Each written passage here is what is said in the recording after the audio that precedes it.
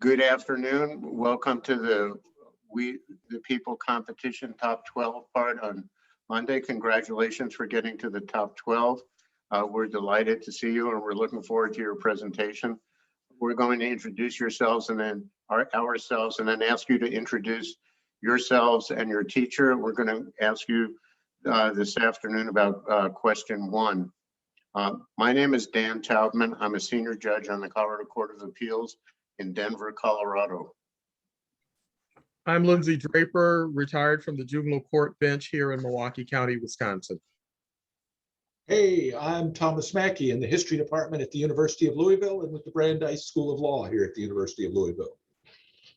Thank you, judges. Hi, my name is Mina Nishtala. I'm Claire Mullings. Hi, my name is Shreya Shah, and today we have our sponsor with us, Mrs. Willits, who's been a great support. Again, thank you so much to our judges. We really appreciate your time and can't wait for today. Thank you. Well, great. We look forward to hearing from you. Let me read the question and we'll hear your opening statement and have a chance to ask you some questions. What were the major disagreements among the 55 delegates during the Constitutional Convention in Philadelphia, and how were they resolved? What issues, if any, were not resolved, and what were the consequences? What changes, if any, should be made to the Constitution? You may begin. In the words of Benjamin Franklin, there are several parts of this Constitution which I do not at present approve, but I am not sure I shall never approve them. The desire to craft a more perfect union motivated delegates at the Constitutional Convention. Their diverse backgrounds and state loyalties made compromise difficult, yet imperative.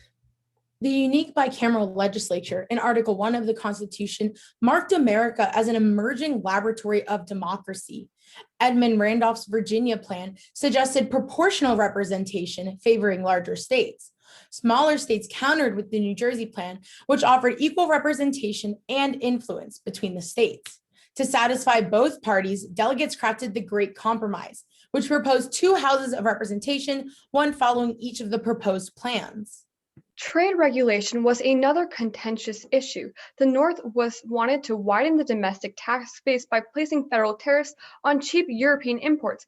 Southern states, given the ready cotton and tobacco markets in Europe, wanted to prevent tariffs and therefore argued Congress should reach a 2/3 majority to pass trade bills. Thus, the Commerce Compromise was adopted, ruling that exports remained tariff-free and commerce bills only required a simple majority from Congress. Despite previous compromises, delegates hit a wall regarding slavery. Reluctant to establish the government's position on the issue, delegates merely extended a previous tax agreement in Article 1, Section 2, which required slave owners to pay taxes for 3/5 of their slaves. This so-called 3/5 compromise failed to resolve the legality of slavery and let states decide for themselves whether to cater to the peculiar institution. In the 1850s, as more free states were added to the Union, federal indecisiveness exacerbated regional tensions and culminated in the disastrous Civil War. Voting and citizenship rights were also left under state sovereignty. Despite alluding to a voting process for representatives and outlining the dates, times, and manners of elections in Articles 1 and 4, the federal government does not actively protect the right to vote. While not as relevant during the founding era, the issue of citizenship gained importance following Dred Scott v. Sanford when the Supreme Court enumerated citizen-specific rights, consequentially linking citizenship and voting. However, despite the protections of the 15th Amendment, African American voters face poll taxes, literacy tests, and the infamous grandfather clause. Voter suppression, both historical and current, demonstrates the importance of transitioning voting from a negative to a positive right at the constitutional level. During the last presidential election, millions of voters flooded a single polling station in Harris County, Texas. To rectify this, we propose that the government facilitates voting by regulating the proportion between polling stations and population, rather than passively allowing citizens to vote. We also propose an amendment regarding the limits and requirements for judicial terms. Even before the ratification of the Constitution, Anti-Federalists were wary of life terms for judges, comparing them to kings in Anti-Federalist 78 and 79. Although Federalist Paper 81 eased these concerns by arguing that longer terms meant more experienced judges, Chief Justice Roberts himself disputes that the framers set these terms at a time when life expectancy was drastically lower. Limiting these terms is crucial to judicial progress because, as both Justice Roberts and Brutus 15 assert, life terms can create a disconnect between judges and the public. We suggest that prior to nomination, a Supreme Court justice must have served as a judge for at least 10 years and can only serve the Supreme Court for 18 years, finding a balance between prioritizing legal experience while promoting judicial progress. While the United States could not have endured without our Constitution, we must continue to strive for reform. Thank you. Thank you for your opening statement. Let me start where you left off in talking about judicial term limits. The argument against judicial term limits is that not only will you have more experienced judges, but that that way judges are free from public opinion, and then they won't be hesitant to make unpopular decisions if they believe that's correct. Why do you disagree with that view? So I would actually like to extend the opinion of Chief Justice Roberts, who, while he also understands the importance of having an impartial Supreme Court, he also emphasizes the need to understand the implications of the policies and cases that they're ruling on. He argues that justices who serve too long on the Supreme Court are basically locking themselves in an ivory tower and therefore actually fail to understand the implications of their cases. This is simply his own experience as a Supreme Court justice himself. Furthering on Claire's point, this concern was present even before the ratification of the Constitution. Specifically in Brutus 11, anti-federalists raised concerns that the Supreme Court is tyrannical, not only because of life terms, but also because justices are appointed.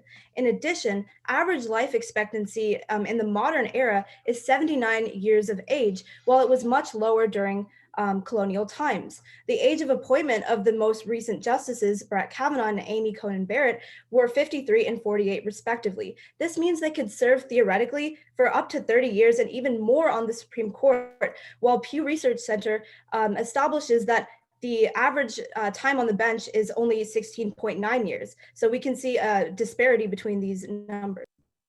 To summarize both of my... I got them. I don't need a summary. And I apologize for that, but I do have a question for you.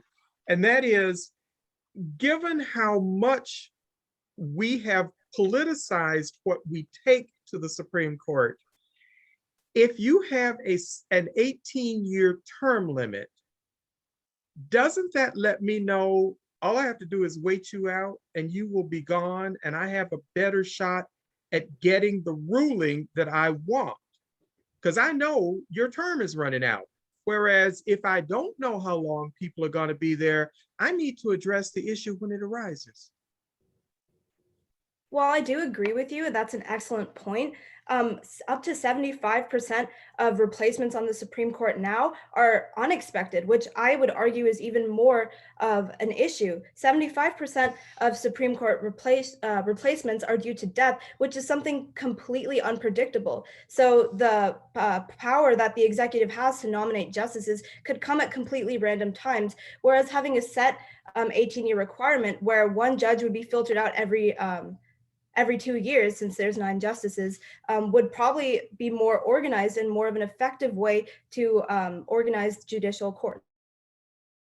Yes, I would agree with Mina, simply because we are proposing a amendment or a change that would decrease the volatility of this. The issues that you are bringing up are, as Mina said, valid. However, we still don't know who the president is going to be. Therefore, we are simply allowing each president to nominate 2 justices respectively, which places even more importance on elections and therefore even more importance of American citizens becoming involved in the federal elections than they are now, simply because it will impact them for up to 18 years. No, what you're doing is increasing the power of the presidency, which is the segue to my question. And one of those big issues that the Federal Convention struggled with was the issue of the executive. So today, it's not uncommon to talk about the cult of the presidency.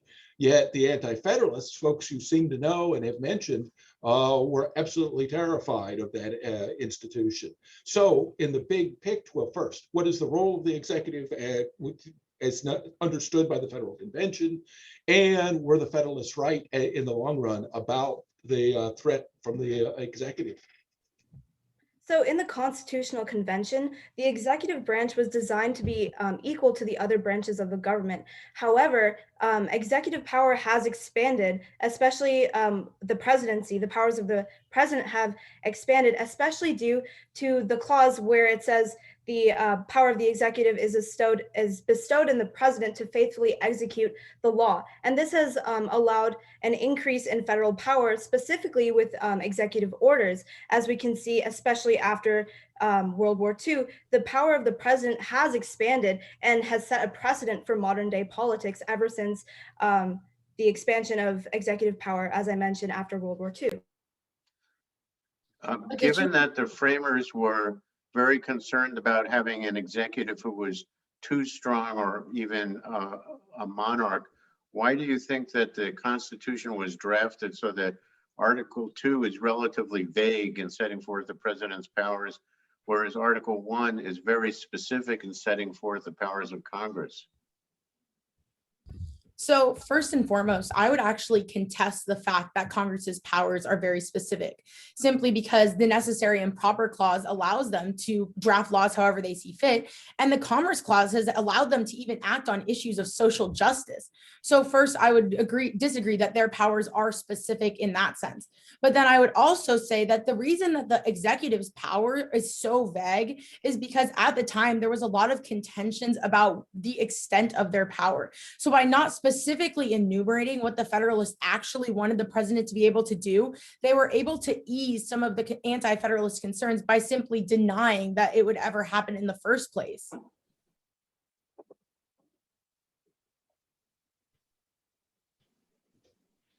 One of the things that you mentioned multiple times in your statement was, and you started with Benjamin Franklin discussing the importance of compromise, and then you went on to talk about the other compromises. And then there was the issue of slavery. What if I were to posit to you that money and the financial impact was really what drove all that was happening? And it was when they could not find a way to write it in terms of money that they said, we aren't going to deal with this. We will put this off and y'all deal with it in a couple of decades. I think we're talking about a financial document. Do you agree or disagree with me? I do agree with you, but because Congress wasn't originally able to reach that financial agreement with slavery and a way to regulate that financially, it caused regional tensions to increase because the legality was still unsolved.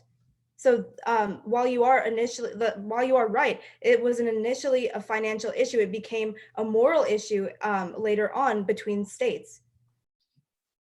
I would 100% agree with you that it was a financial decision, simply because at the time, the South was entirely dependent or majorly dependent on slave labor. Therefore, realistically, the South would not sign the Constitution if it straight out denied slavery and outlawed slavery. And even at this time period, the North was still legalizing slavery. So there is no way that they could survive the social discontent that would follow the Constitution if it outright outlawed slavery, simply because so many plantations relied on that labor. However, it was very much a later problem for future delegates and did cause much more violence, I believe, in the long run. And I guess the point that I would ask you to consider for me is, if they were willing to fight a war over principles with Great Britain, why did those principles give way? So I would argue that during this time period, there was, besides the blatant racism that was taking place, a lot of it was perhaps on religion. The fact that at the time period and during the founders, they went back to Plymouth Rock. Oh, we came here for freedom of religion. We came here for that American dignity. We are the city upon the hill, John Winthrop, all of that. However, and that applied simply to Great Britain. And they believed, as the white majority, that this was the oppression that they were facing, the taxation without representation. Therefore, the people that had the power did not consider the implications and the dangers that was facing most of the entirety of the slave population. They did not consider it their problem because there was no one in power that was going to speak up for them. Thank you.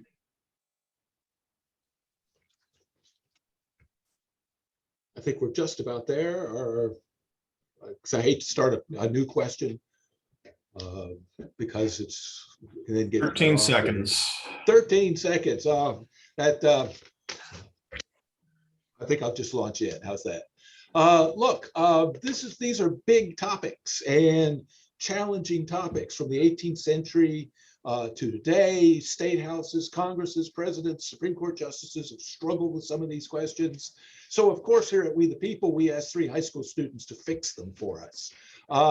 So that's why the questioning is the way it is. And it's often there isn't a correct answer. It is how you go about thinking about the problems. And that's what's impressive here. You can think through the problems, you know how to take a position and defend it. And that's what I kind of liked here. I think with the executive, you want to be a little more wary about executive power. And I know we live in the cult of the presidency, but certainly we've been warned about the executive power over time. But on the other hand, you have thought about it. I'm glad to hear it. Nice job. I thought you did a nice job as well. You talked about some of the main debates at the Constitutional Convention. I particularly liked your discussing the disputes regarding the Commerce Clause. We have not heard that too often today, but I think that's good. You mentioned the issues about slavery. You mentioned the 3/5 clause. You might have mentioned the 2 other constitutional provisions involving slavery. And as I'm sure you know, the Constitution doesn't use the word slavery, which is kind of surprising, but intentional nevertheless. When you talk about the unresolved issues of voting and citizenship, I would have liked to have heard a little bit more about how we have dealt with those issues since then. In particular, with regard to voting, there have been a number of constitutional amendments that have expanded the right to vote. And I'm sure you're familiar with them from how I see you all nodding your heads yes. So if we had more time, I'm sure we'd be able to talk about all of those amendments. On the issue of judicial term limits, that's an issue that a lot of people have discussed. You had some persuasive reasons not to, or to favor judicial term limits. As someone who has served as a judge for a long time, I would say that one of, as I said in my question, that some people have said that judicial term limits foster judicial independence, which is a value that might be worth keeping to some extent. I thought that your answers to the questions about executive power were very good, and pushing back and saying, well, the powers, the enumerated powers for Congress were not all that specific, even though you might think that they are. I thought that was a good point. And similarly saying that the powers for the executive were left vague because that way it wouldn't rile up the anti-federalists. I thought that was a good observation as well. So congratulations on a very nice job. I think you should be proud of your presentation this afternoon.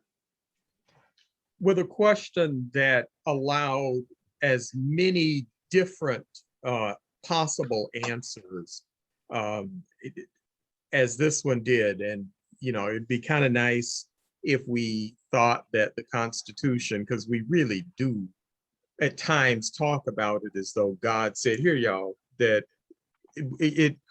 you came up with some very good things for us to look at. And the reason I went back with that financial document, you talked a lot about the compromises. You started with Ben Franklin and the mention of the compromise. Then you went to the great compromise. Then you talked about the commerce.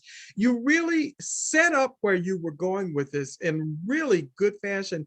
It was really very easy from the very beginning to see exactly what you were doing. So I need to compliment you on that from the start.